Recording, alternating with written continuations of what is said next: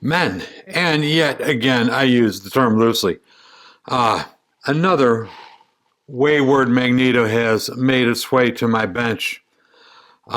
This one, the owner says he had sent it to Joe Hunt and says he sent it to Morris Magneto. Apparently, it was a while ago because he sent it to Morris Magneto when they were in New Jersey. They have since been sold and bought by a company that now has them based in Florida. And he says not only does it not spark, it doesn't even spin. And yeah, I can't, this thing is locked up. Oh, I did get it to move a little bit. It's awfully tight. It's not quite locked up. I can make it turn, although just barely. Man, that is tight. We're going to give it a little zip over here with the baby vice grips. And see what happens. Yeah, it turns. Turns stiff, but it turns. I'm going to see if I can make it turn fast enough to throw a spark or two.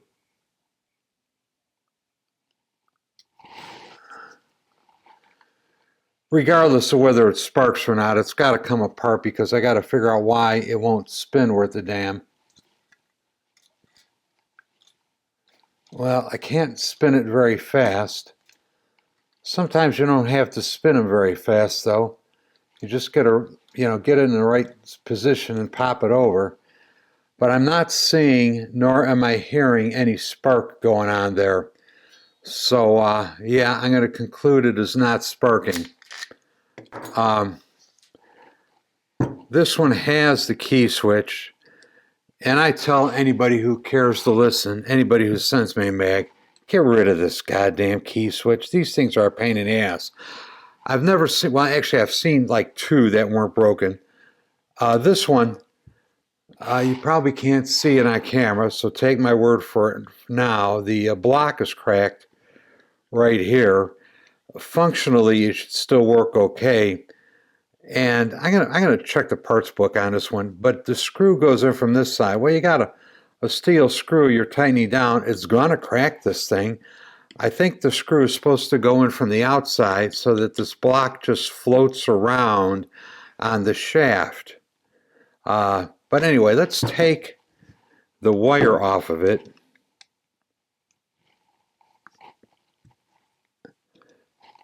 And that is way too tight.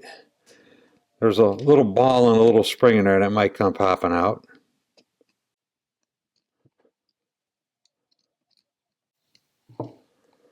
The screws that hold the points in the condenser down are number 6 and number 8. This is a number 10. You would think going into a piece of plastic that they would make this like a number 6, just so you couldn't exert too much force on it and possibly strip it out or break it. And I'm doing this because I want to check the switch operation.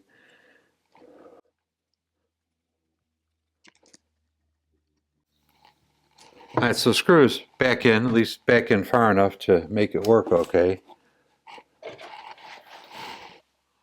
Okay, the meter is open circuit right now. Quick test on the meter, it's working. We'll clip one lead to the screw, one lead to the case, and right now the Magneto, well, the switch is open circuit to ground, so the Magneto is hot. We'll turn the key on the Magneto.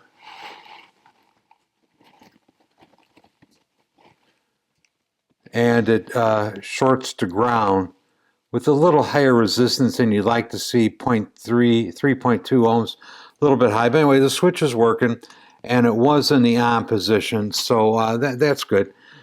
So yeah, let's take it apart and figure out why it's not working. The quickie examination. I don't see any of this wiring shorting out. The points spring has some heat shrink over it, and I can see that it is not hitting the screw down in here that it wants to hit, so that's not why it's not working. We'll check the coil, the condenser, and actually the points themselves in just a little bit here. I've got to investigate why I can't turn the son of a bitch, so the gear's got to come off among the first things.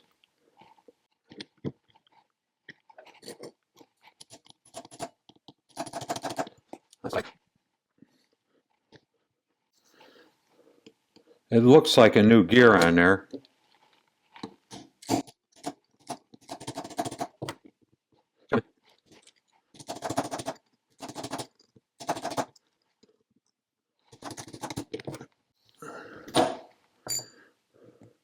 Okay, the pin is out. The pin is bent, which leads me to believe that the hole is not drilled in the center of the magnet shaft. And the gear does not want to come off easily. I've got this little baby bearing puller that I do believe I do believe it's thin enough to get between the very small gap between the drive gear and the shaft.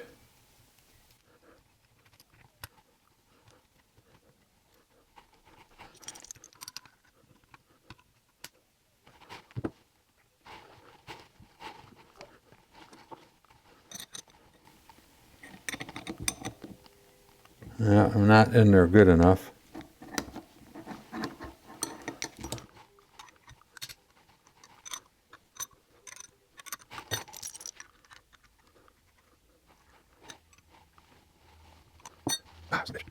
Not cooperating.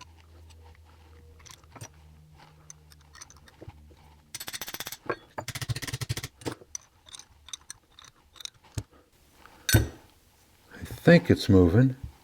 Maybe not.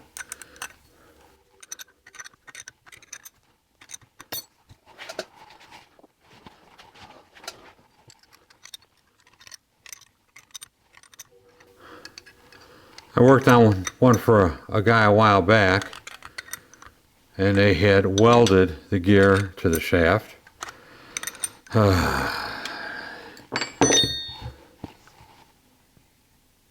It's starting to move.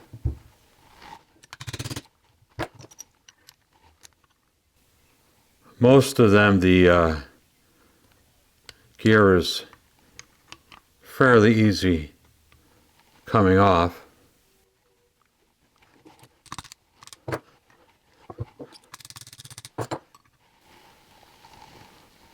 Ooh, it's definitely moving.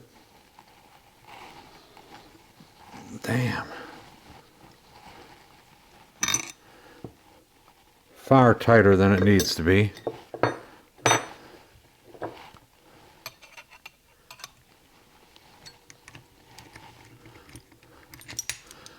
Now they got it separated a little bit. I could get the bearing plate all the way in. Yeah, let's see.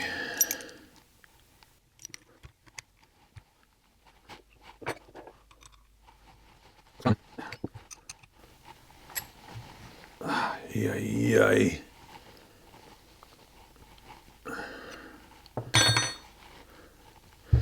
Fucking thing.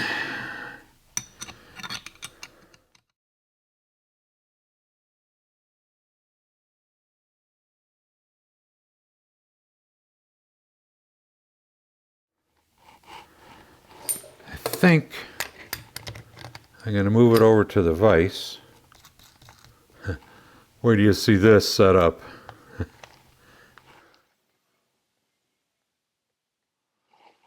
Okay, going to go into the somewhat sketchy mode.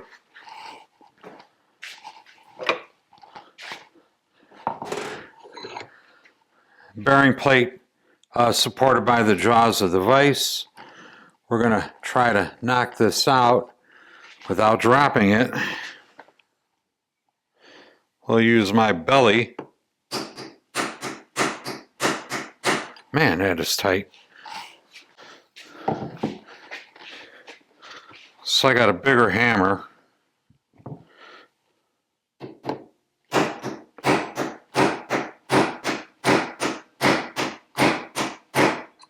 Fuck.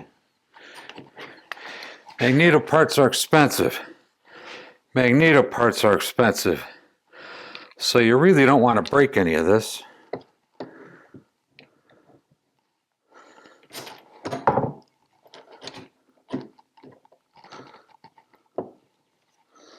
It should work.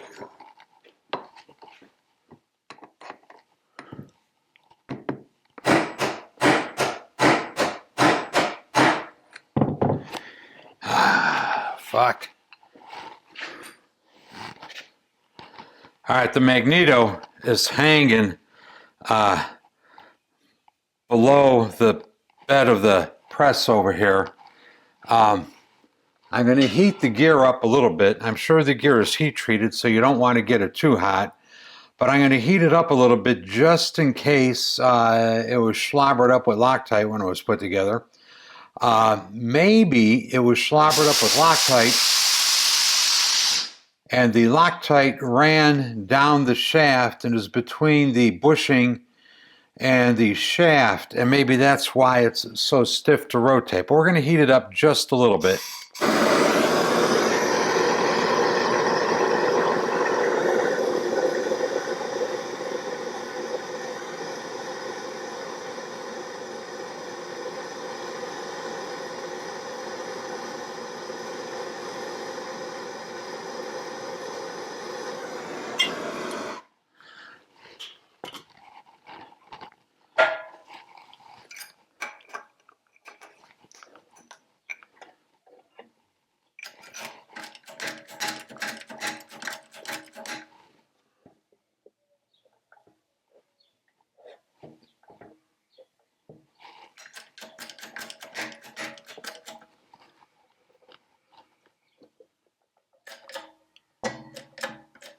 Ah, it's moving. Good.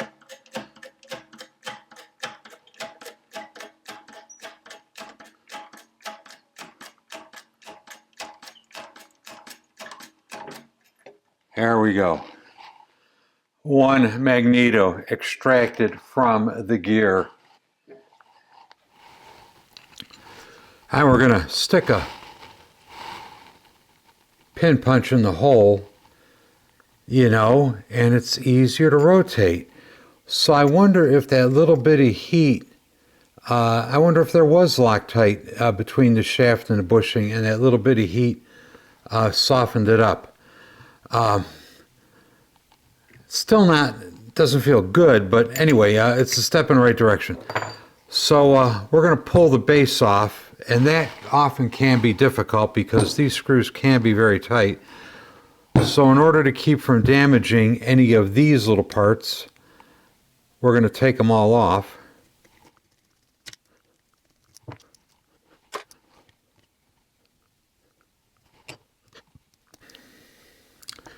Okay, let's check the capacitor. 240, and I believe that's nanofarads. I'm never sure it's picofarads or nanofarads, but anyway, 220 to 240 is pretty typical, so the capacitor is probably good. If it was shorter to ground, I wouldn't be able to read capacitance on it.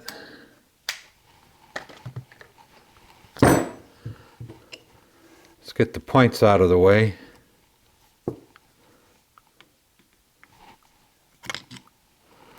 This screw wasn't even tight.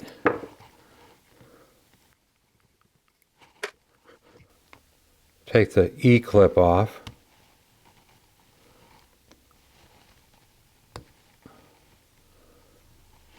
I should just throw this in the garbage because I lose them all the time anyway.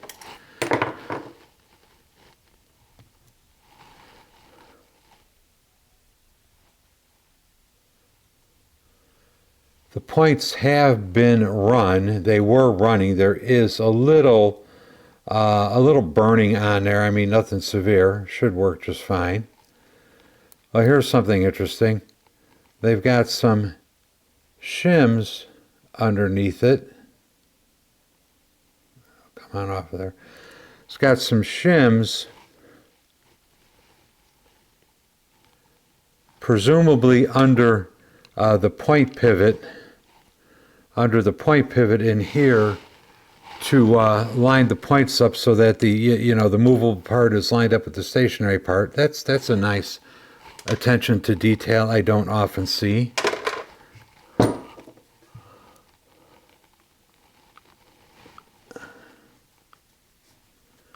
Get the point base off.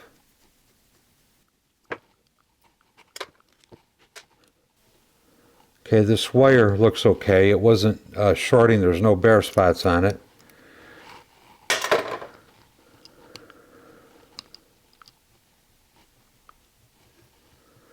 Okay, so anyway, now for the drive base.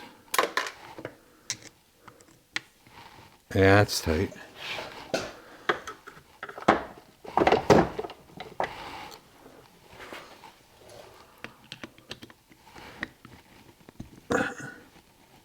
That's tight. Okay, the base is loose. I want to see how this spins now. That's still kind of tight. Anyway, the reason I wanted to check it now is because I run into Magnetos where apparently the bike was dropped and the Magneto hit the ground and it bends this shaft a little bit and it puts a bind. Well, it bends the housing a little bit, well, and it bends the shaft, and that causes it to bind when you try to rotate it. But it's still stiff, and usually when you loosen those up, the shaft will start to rotate freely. And this one is rotating much easier, but there's still something wrong with it. So we'll get these screws out of the way.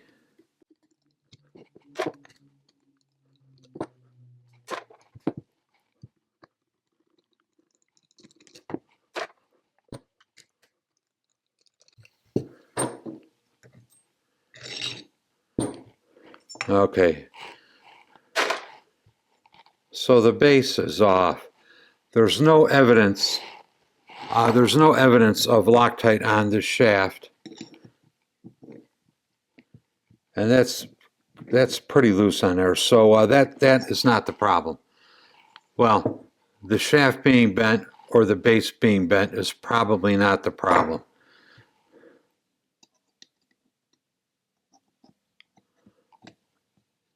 Yeah, and something feels noticeably rough in there still. So the problem is still inside here somewhere. I'm going to loosen the screws up on the top bearing support. And once again, I want to see if it rotates any easier now. And I still feel roughness in it, so if something is still wrong, I could feel the magnet grabbing the fields, the shoes. Yeah, so that's nice. This is not the correct washer for here.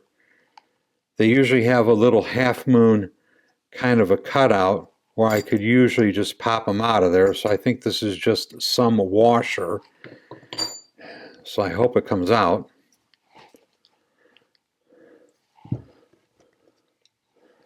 We're going to get the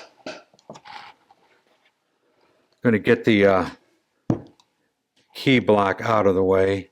Well, maybe we'll get the wires out of the way.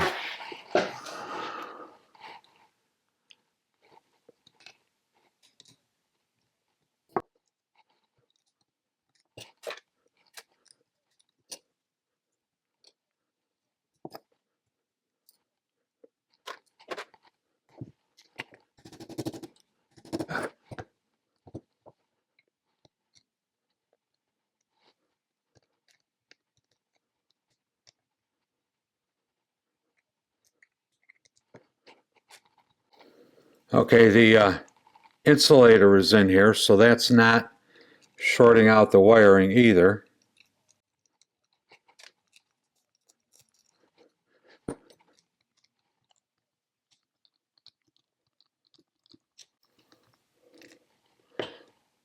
Oh, ha, lucky me.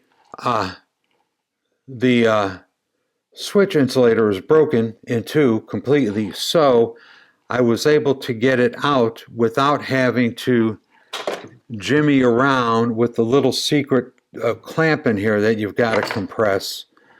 And the ball fell out, of course. And there's the ball that shorts the magneto out when you turn the key to the off position. So hopefully the owner won't want to reinstall this thing. Actually, with that broken piece of the switch housing out of the way, now is a good opportunity to show you how to remove the key switch without the parts that interfere obstructing your view. Although you might not be able to see it or barely be able to see it, right here is a little spring-loaded E-clip. And what you've got to do is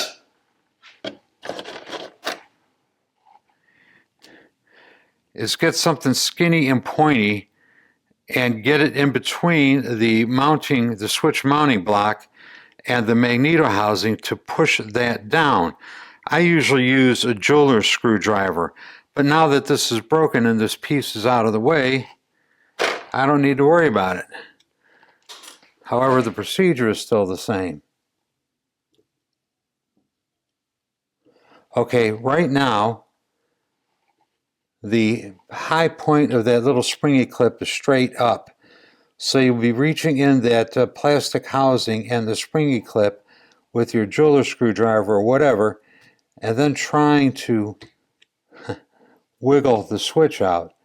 And it's going to be hard enough to do. Well, actually, you know what? Usually you've got to push the clippy thing down and then pull on the key just the right way to get them to separate.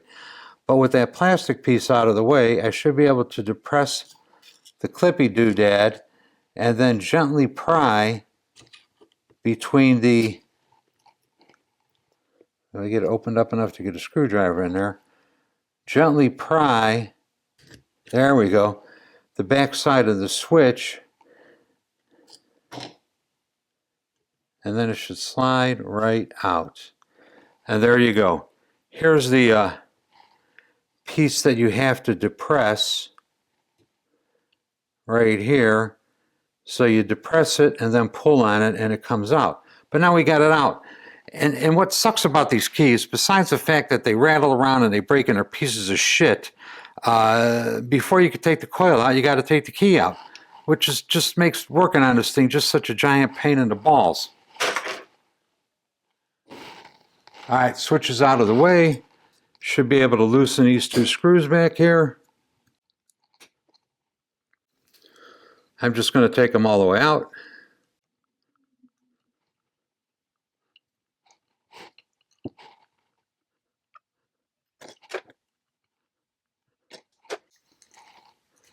Here's the broken piece of the switch. This would have been capturing the switch on the bottom. Here's the part that goes on top. And here you go. Here's the little retainer you push out of the way and you pull it through or push it through or wiggle it through, however you get it out of there. But anyway, thankfully this is broken. Good to see. And there we go. April 15th, 2019. So it looks like a pretty new coil. I can't tell. There's no marking on it. I can't tell whether it's a Hunt or a Morris Magneto coil. We'll check that in a little bit. Ah. This is a Joe Hunt magnet in there. And other than, well, it's pretty loose now. Well, it rotates okay now, but it's a little rough. But anyway, we're in this far, so we're going to take the whole damn thing apart.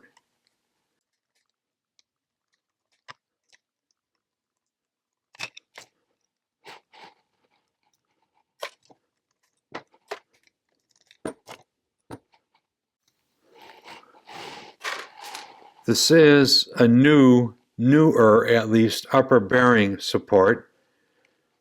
And these are usually a snug fit, a very snug fit. And you got to be careful or you'll break it.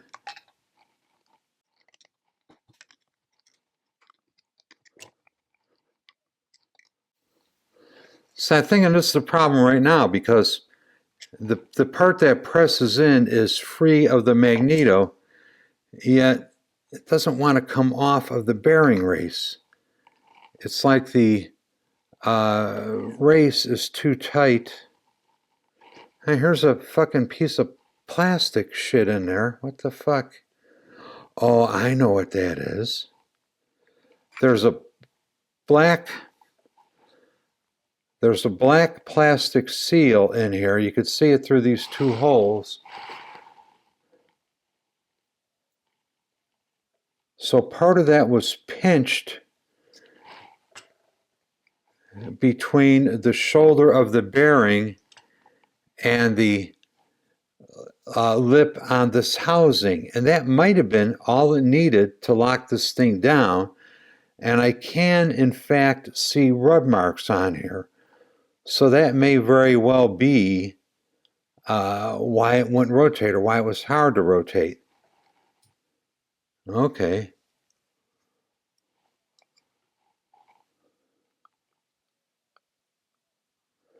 So you've got to get these washers out of here. There's a spring clip underneath here that has to come out before you can take the shaft out. So I got to get these washers out. That was not too hard. Then there is a rubber reseal in here. That wasn't too bad. Then this other washer, the small one, there's two sizes, large ones and small ones. This is a small one. Should come right out. There it goes.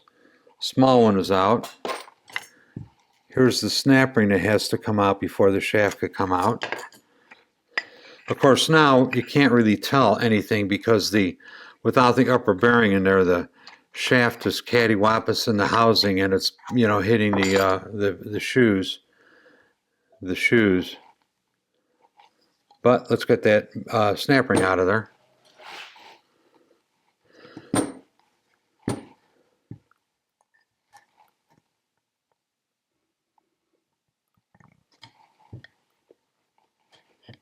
The fuck? There we go. Snap ring out. Okay, now the magnet should tap out of the bearing. I'm going to go put it in the press. Hopefully it'll come right out.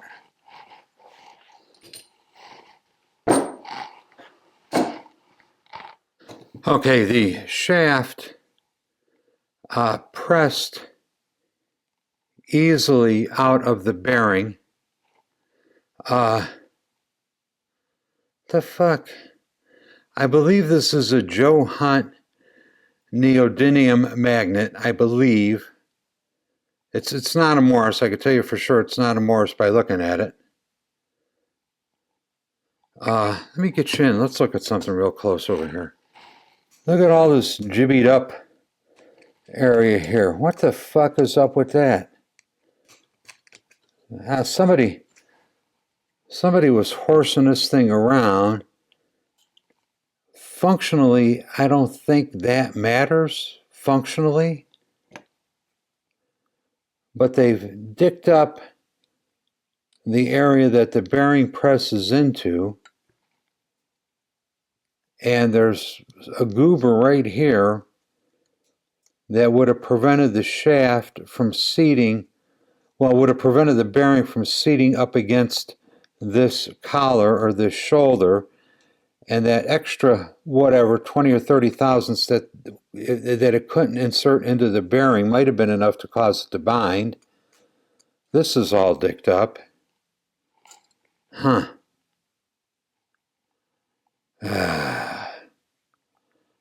Not sure what to make of this.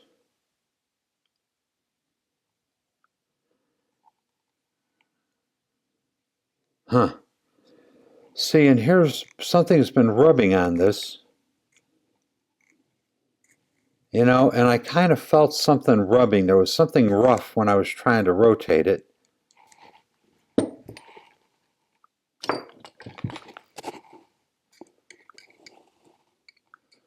I don't see any scratches down in here. Huh.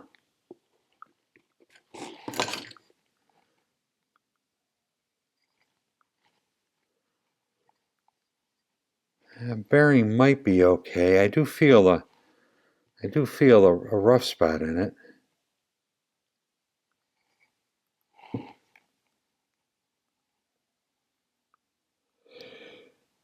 Interesting. One more snap ring to take out. See, it's binding. See, this side over here is not releasing from the slot that it's in.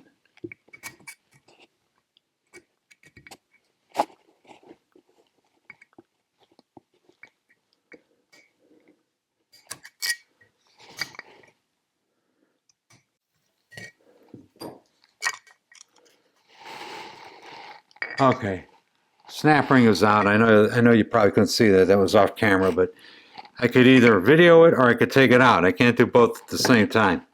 So that's out. And now we could take the last bearing out.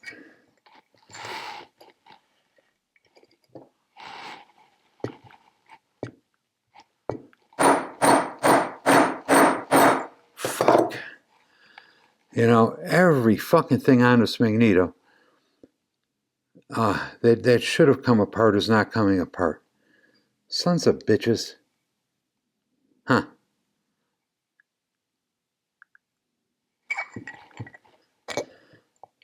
You know, a few light taps should get that bearing out. I guess I'm going to go back over to the press. Okay, bearing came out. A little more force than I would have liked to have used on it, but it came out. You know, in these mags, you got to be careful with these things because there's a lot of stuff on them that could break if you use excess force. So yeah, you got to be careful. Anyway, bearing is out. I probably will ultrasound clean the bearing that's in here and this bearing. That grease in there looks very, very fresh. But anyway, it's probably going to get ultrasound clean anyway and re-greased because I got it all apart and why not. This magnet, man, I don't know what happened to this here. This is bad. I mean, functionally, does it make any difference? It shouldn't. Ah, man, that's nasty. That's just nasty. I may put this on the lathe and clean this up. I'm definitely going to at least hit it with some sandpaper to smooth this up. Like I say, functionally, all this goobering on here shouldn't keep her from working. But it just is just ugly. And of course, you can't really take anything off of the face of this because if you do, let's see, if you do, well, you know what? Actually, that might help taking a little bit off of there because it might increase the amount of end play in the shaft. And if the theory right now is that there was insufficient end play and the top bearing was binding on the top of this housing, which I could see a shiny spot on there, it was rubbing, a little play on the bottom might be in order. And this is not a press fit in here. These are little roller bearings. This should come on and off there pretty easily. And it's not. The fuck? It's not going on all the way, and I could feel roughness in it when it turns. So something is wrong here too. You see, this should be a sliding fit, and it's not a sliding fit. The races are replaceable, but you know, is the problem in the racer, is the problem in the bearing? I don't know, but I think some 1000 grit sandpaper maybe might just peel enough of that off to restore the sliding fit. You know, the owner gave me a bag of all parts, which I just dropped all over the place. The owner gave me another upper bearing support. And let's see if this one is any looser. See, this one goes on like it's supposed to. Yeah, that one fits the way it's supposed to. Slides right on and it's not rough. So, why was this replaced? I don't know. See, here's the two upper bearing supports side by side. One of them's got this little triangular notch for sticking your screwdriver in to adjust the points, and the other one has the two little titties. This bearing fits better than this bearing. I assume one of these is a Hunt and one of these is a Morris Magneto bearing support. I don't know which one is which. I'm going to look at their websites and see which one looks like the right one. But anyway, we'll take a look at that. So then let's check this coil.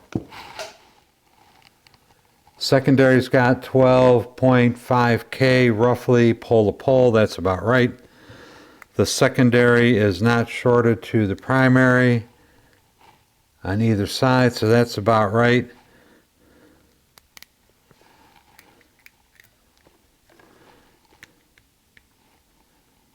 And the primary is 0.4 ohms. That's about right. So electrically, this coil should be fine. So I have a coil that theoretically is good.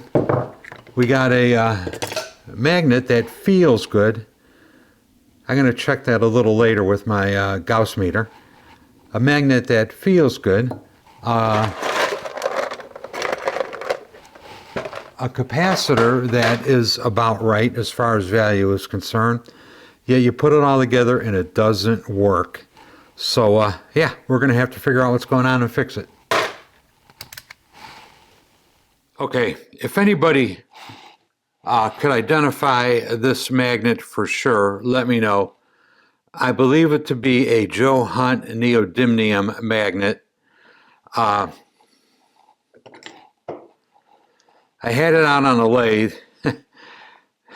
It's never a good idea to bring a magnet anywhere near your lathe, especially if your lathe has got steel chips on it, because this becomes a porcupine, let me tell you. Anyway, I had it on the lathe, and I ran the parting blade over the side of this shoulder right here to just take the rough spots off of it. It's still got goober marks on it. The intention was never to remove all the goober marks, but just to smooth up the rough spots, because I didn't want to change the dimensions of this thing. I also ran the parting tool down into this corner because there were some goobers that kept the bearing from seating up against this shoulder.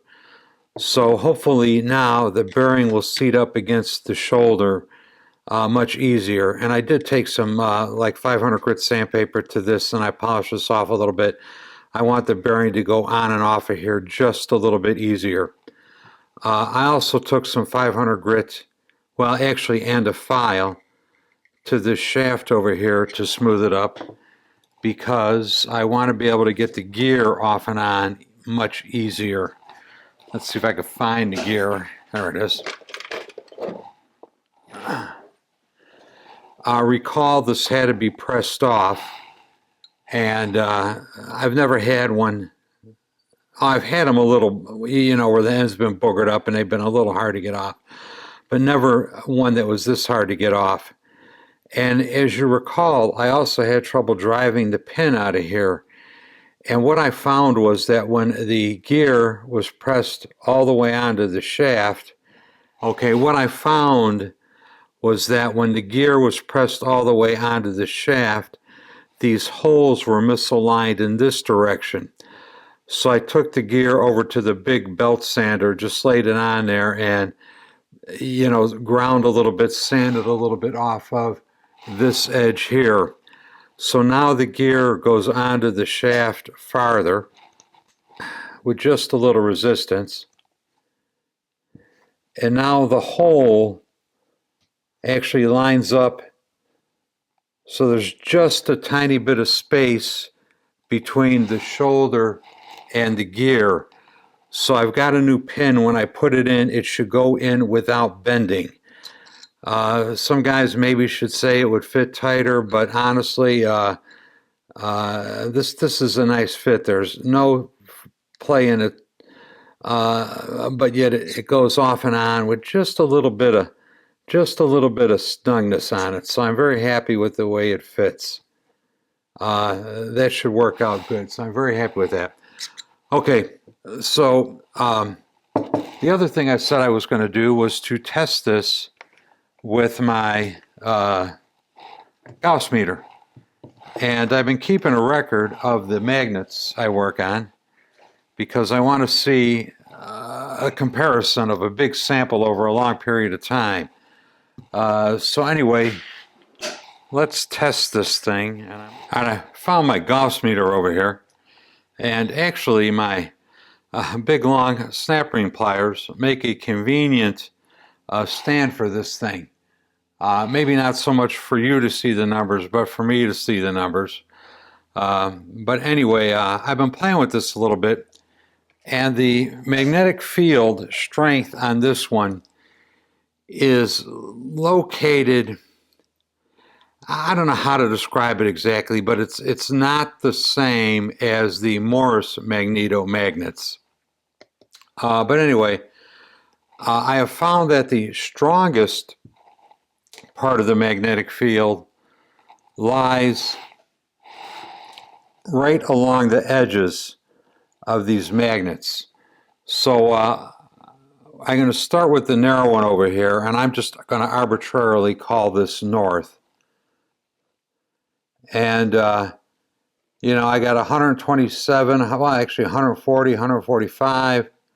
We'll go to the middle of the coil. It drops to 111.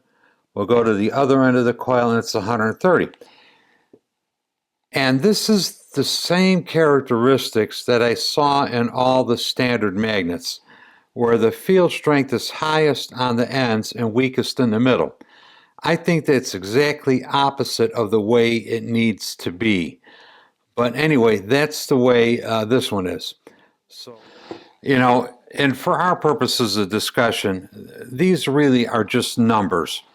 I'm just recording these numbers that when I get a magnet in, I could compare it to the data I have about magnets to see where it stacks up as far as powerful or not powerful. And this is a pretty powerful magnet. Like I say, the strength isn't where I would expect it to be and think it should be, but I think the strongest pole should be right down the middle, not on either end. But, you know, apparently these work. People have been using them. And just for comparison, a standard magneto magnet, a non-rare earth, non-neodymium magnet, you're probably looking at 70 or 80 on the top and the bottom, and maybe 40 or 50 in the middle. So, you know, those standard magnets have been starting engines for 100 years or more. So you probably really don't need this much magnetism, but hey, as I always say, if some is good, more is better. But anyway, for purposes of my database I'm keeping, I've got the numbers I need off of this thing. I've come across some magnets where, you know, one pole is actually pretty good and the other one is virtually zero. So I believe this is a good magnet, and I believe it should start an engine just fine. So we're going to commence putting this Magneto back together again.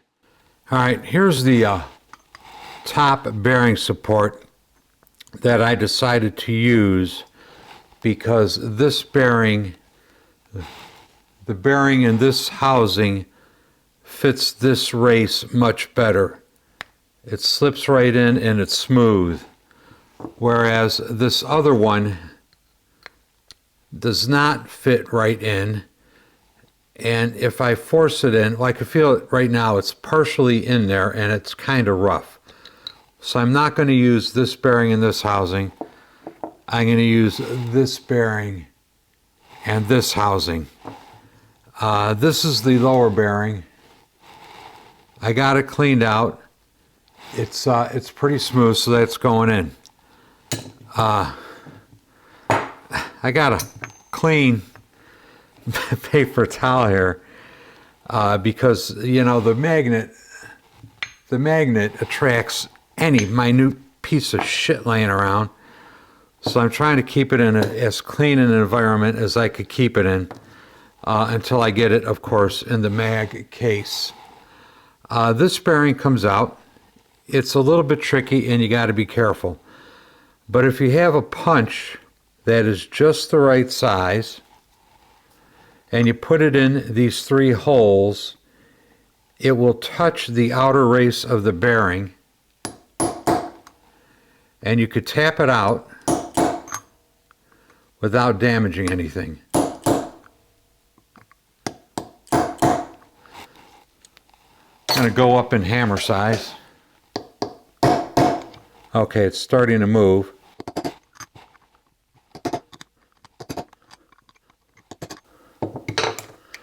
Okay, and it's out. Okay, and this is the grease seal I was talking about earlier in the video. And I believe this inner circle on the grease seal was pinched between this race and this area on the upper housing.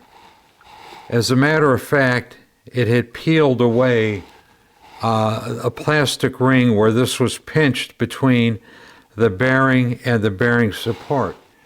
As a matter of fact, on the bearing support, this area was shiny because it was rubbing on this bearing race. And you could sort of see that maybe. Well, you can't see it, but yeah, this race is going to hit the bearing support in the area that was shiny on the one that I'm not using. This area in here is shiny.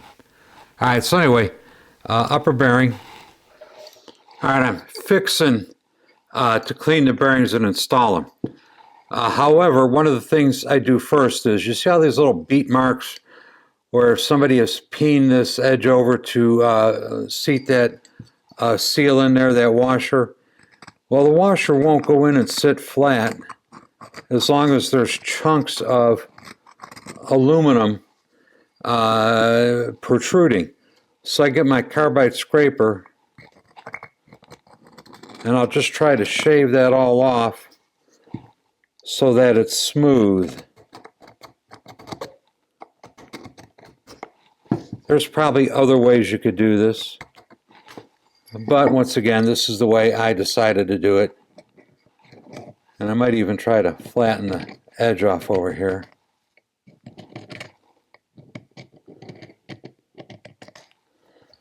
To a certain extent.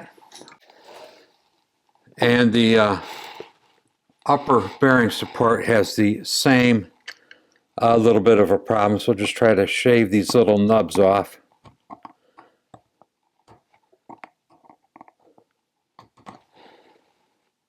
Sometimes you could get away with just kind of pounding the seals past that and it'll work, but it'll work better if you get the little nubs out of the way.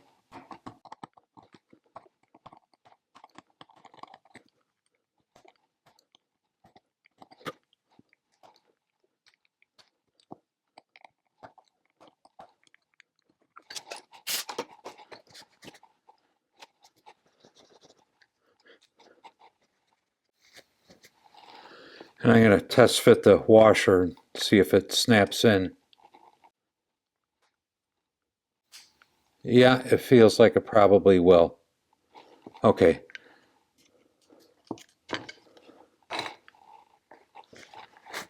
So with that, let's grease up the bearings and get ready to install them.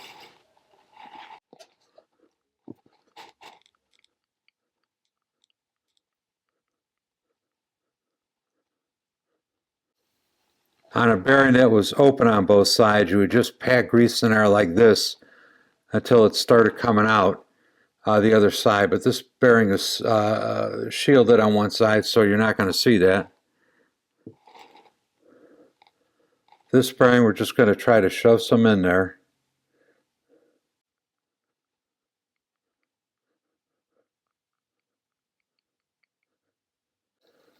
That is probably way more than it needs. But, as I say, some is good, more is better. And these shop towels, a gift from one of the supporters. Thanks, Jeff. You know who you are. Appreciate it, man. All right, we're going to put the bearing in the bottom of the Magneto first. The shielded side is the clean side. It faces up.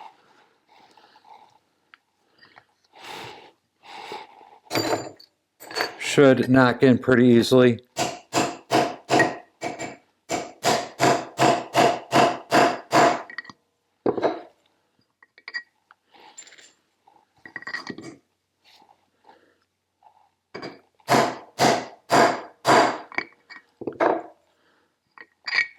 When I'm doing bearings like that, I could usually tell when they, seat home, because the sound they make when you're pounding on them is different once they strike bottom.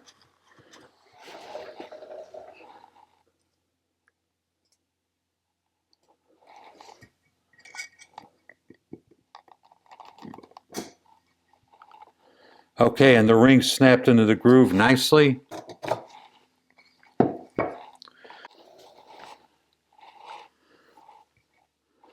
Should be able to tap the shaft in fairly easily.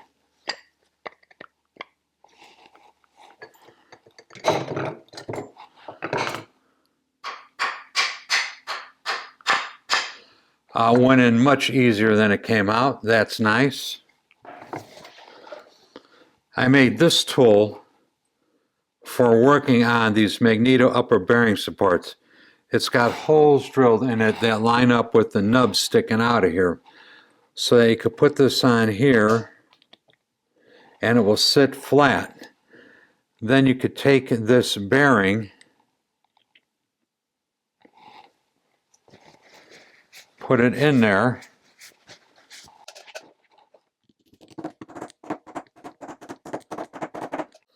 and tap it into the bearing support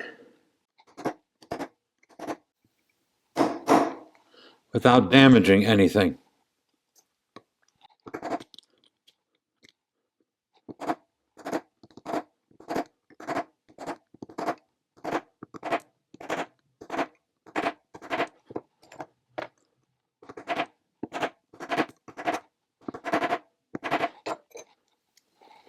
All right, I think I got it in all the way. We're going to call that good.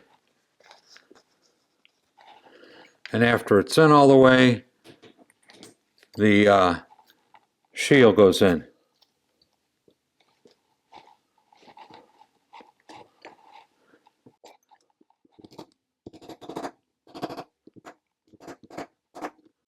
All right, the battery went dead just as I was doing these last little bit of taps here to seat the seal. We're ready to put the upper bearing support in the mag. and hopefully it will fit without issue.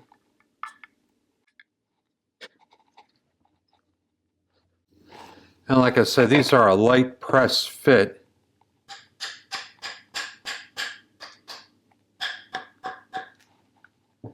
In the top of the mag.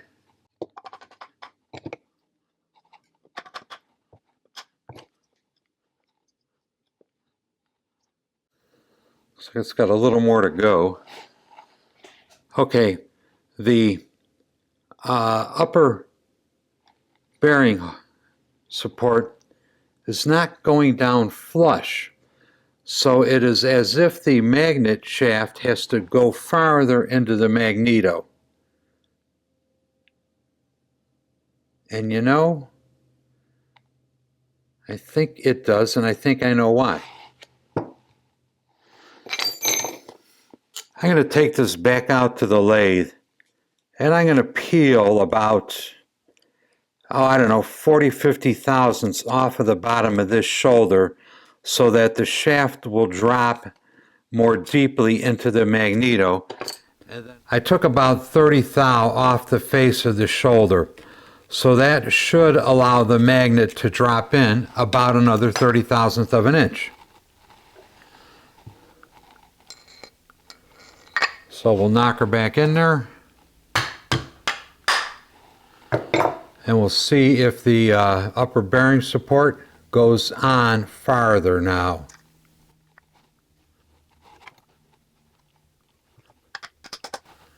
Aha! The bearing support does go on farther, and you probably can't see it on camera, but previously there was a gap between the bearing support and the top of the mag. There is no gap anymore. And before, I'm just kind of knocking the holes into alignment here. Okay, and before, without even tightening the screws, I could feel it binding. Let's see how it feels now. Much better. Much better. I can't hear it rubbing anymore. Okay, cool. So we're going to put the screws in this and call it good to go.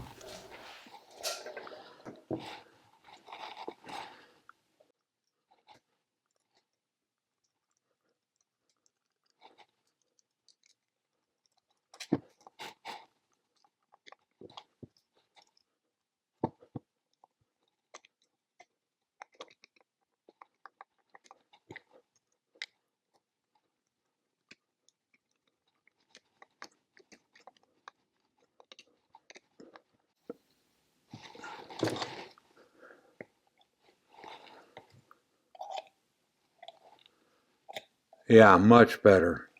Much better. All right. Time to put the snap ring back in.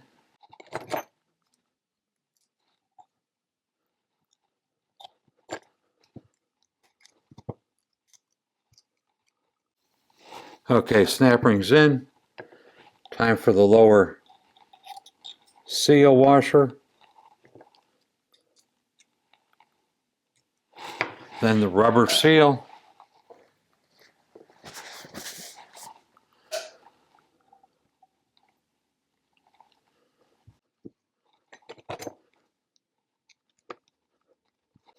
And then the lower washer. Just FYI, this is the washer that came out of it. This is a washer that was in the bag of spare parts he gave me. This is the style with the little cutout in it I am most familiar with, and I like these. They seem to work pretty good. So that's what we're going to put in there. And it kind of sort of snaps in place, so we're just going to leave that alone. I'm going to temporarily install the base. I'm going to put a couple of screws in and snug them up pretty good. And I say temporarily because I want to make sure the magneto rotates easily.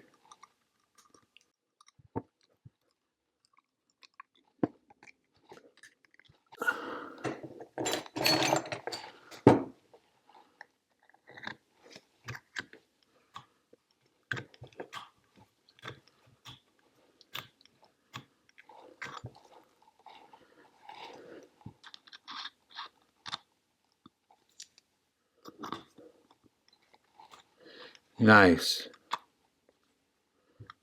Okay, good.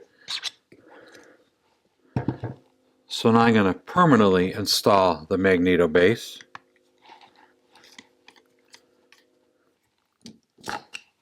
And I know I always say Loctite is evil, but in some cases it does come in handy. You know, you look at this Magneto, and it's got these 4 little tiny short screws holding the base on. Shit, that's destined to fail.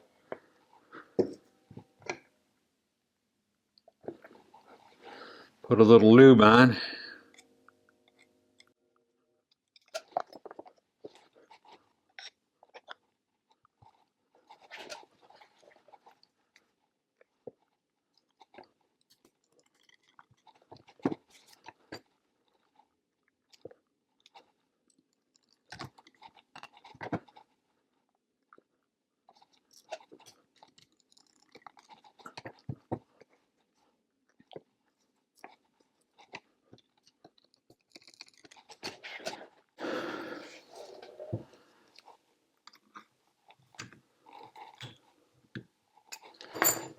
All right.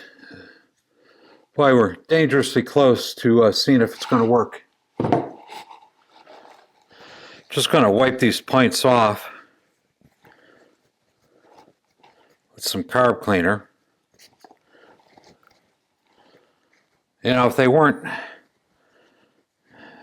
40 bucks, I might replace them. But they are 40 bucks.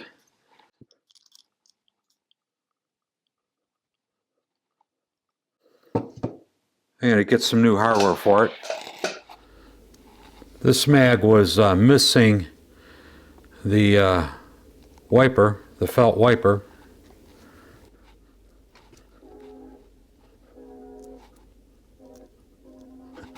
And these parts are way too little for my fingers. Now I'm going to see if those spacers are required or not. Now, those look like they line up pretty good to me. I'm just going to leave them out, that is.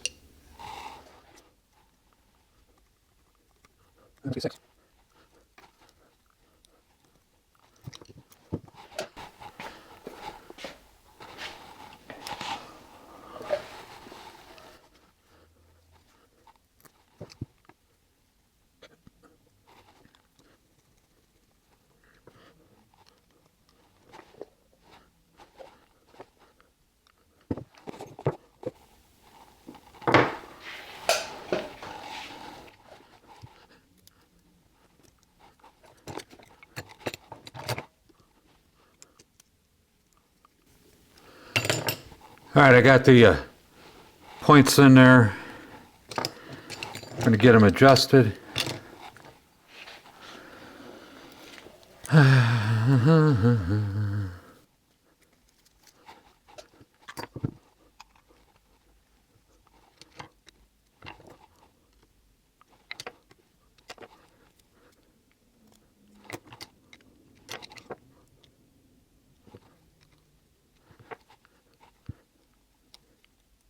Close.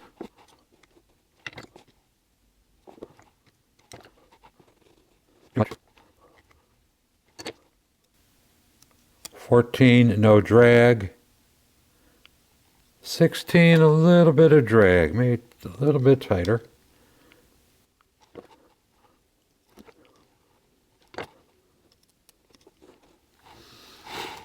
I mentioned gifts to the channel before.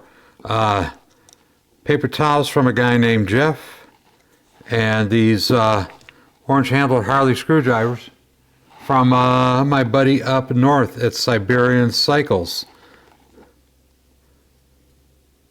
Thanks, Gary.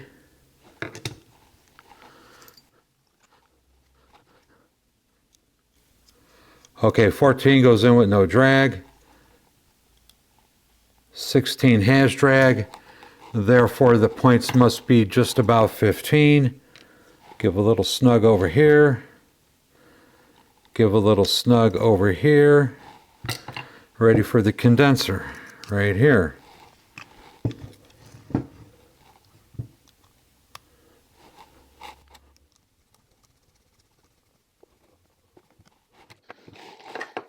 All right, I'm stacking up the wire pile for this side of the Magneto over here. Test fit the coil. When you buy a new coil from Morris Magneto, one of the things they warn you about is to look down here in these corners. The corner of the core of the coil doesn't always want to fit down in this corner of the casting on the Magneto. And they tell you to put a little radius on there. And I could see that this one is not quite flush up against the shoes. So I'm going to take this out to the big bench grinder, and I'm going to put a little corner on the radius of the core. Not much, just a little is all it needs. See, I've ground this corner off of the core, and I've ground this corner off of the core. So this coil will now drop in more easily and sit flush against the shoes.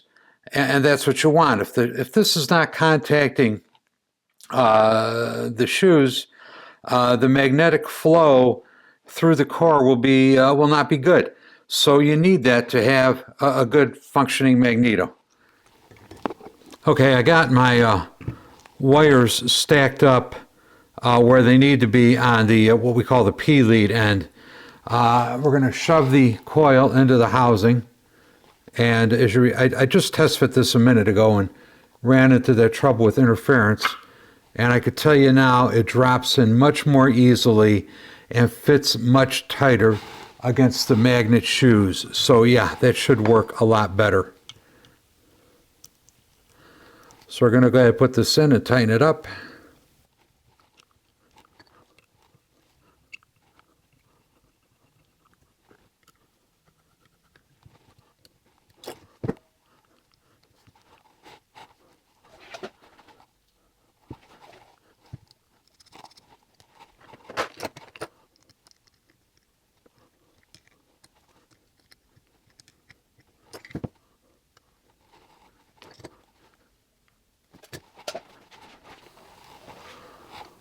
We are dangerously close to producing the first sparks.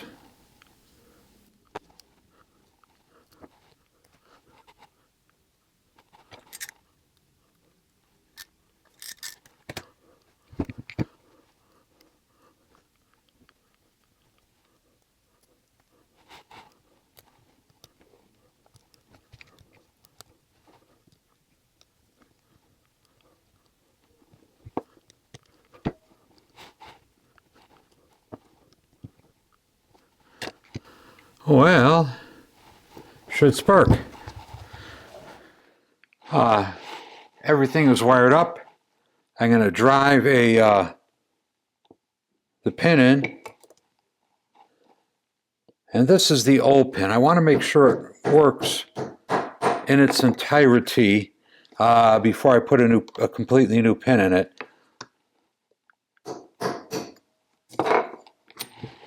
Whoops. Drove it a little too far. All right. So now the question is, see, now I could turn it with my fingers. Smooth, no binding noises. Very happy with that. Let's put the down and dirty piece of copper wire tester in there.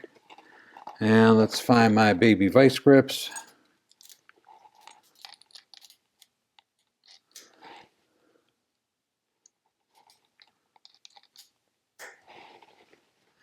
And see if it sparks. I could see it and I could hear it. It works.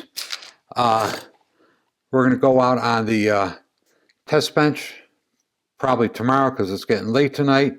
But yeah, this is fixed. And you know what? If I haven't lost the son of a bitch. Here we go. Right here, this might be the smoking gun, so to speak. This is the plastic insulator that goes in the Magneto under the P lead, okay? And the side of this is smashed down and mushed out enough that just possibly the screw that goes through there might have been hitting the case of the Magneto. And this will ground the mag out and keep her from working. As I rotate this thing around, you see here, this is how it's supposed to look all the way around. But this area in here got smushed down. And if that screw was in there just a little cockamamie, this could have been touching a case of the mag, and this could have kept it from operating. So this may be the smoking gun. You know, these machines, you know, Harleys are kind of brutal machines. You know, they beat things and people and, you know, the air and the dirt and the ground and the tires into submission. But there are some things that are very, very finicky and very delicate about them, and the Magneto is one of them. All it takes is one thing being not quite right. So in summary, on this one, I found a shaft that was too long, causing the shaft to bind. I found a coil whose corners on the core were too square and prevented the coil from seating all the way. That could have been a big part of the problem. It would have had a weak magnetic field, and this certainly could have been part of a problem. We'll go run this out on the test setup, and we'll see how it does when it's spinning. Testing, testing. All right, out in the dirty shop. Got the mag set up in the lathe. Got my usual 50 psi dialed up on the air pressure. Got the lathe ticking over at 107, 108 RPM. That's pretty slow. So here we go. The lathe ticking over 107, 108 RPM. The Magneto that not only wouldn't spark, wouldn't even rotate, is producing spark at just over 100 RPM. That is exceptional. This Magneto should have no problem starting a bike whatsoever. And photographing spark, you guys are seeing the video, it probably only looks like it's sparking, you know, every so often. But for various technical reasons like the RPM of the lathe and the frame rate of the camera, it doesn't catch every spark. Not to mention the glare on the plexiglass dome over here. But anyway, yeah, that's pretty goddamn good. And now, just for fun, let's just crank it up.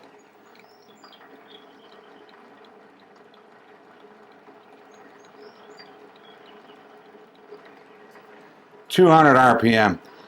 And you know, generally speaking, if they're sparking at 100 RPM, they're going to continue to spark all the way throughout the operating range.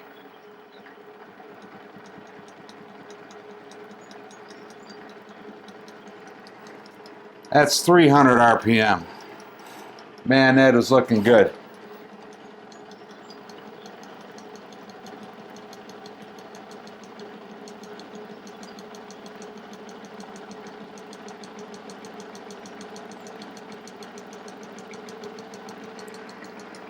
That's 400 RPM. Very happy with this performance.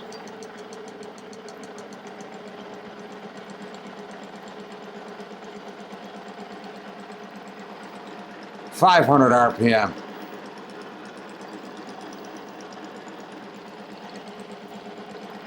At the higher RPM, the camera probably is picking up almost all of the sparks.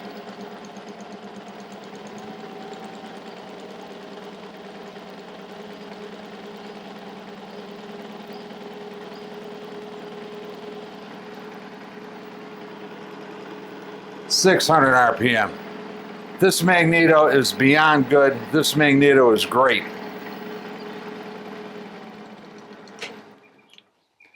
So let's wrap this video up. In summary, let's see, what did I find in here?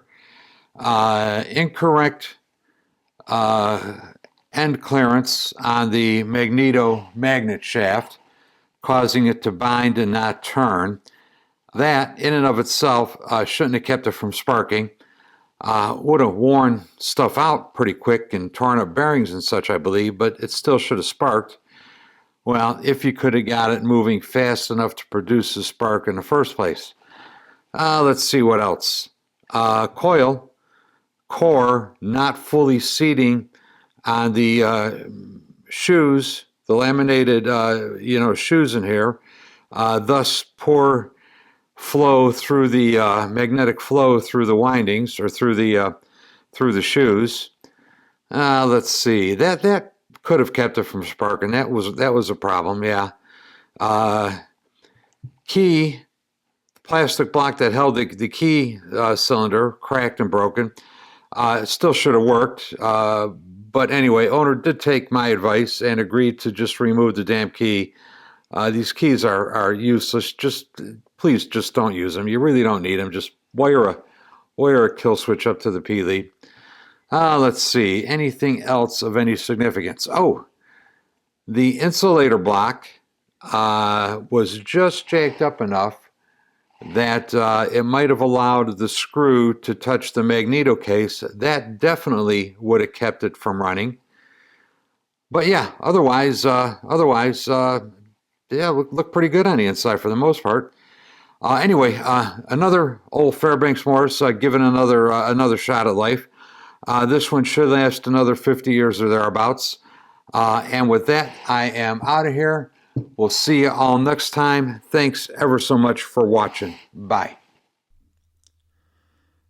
Men, if you like this channel and this content, the single most important thing you could do to help grow this channel is to hit the subscribe button. I also have new design coffee cups and stickers available. You know, I like the old coffee cups, but I like these new ones even more. Links are included in the description down below. And for those of you who really want to go the extra mile, you could join me on Patreon. Link is also included in the description down below. And to all of you who have watched these videos, I'd like to say thank you. Thank you very much. I really, really do appreciate it. We'll see you next time. Bye.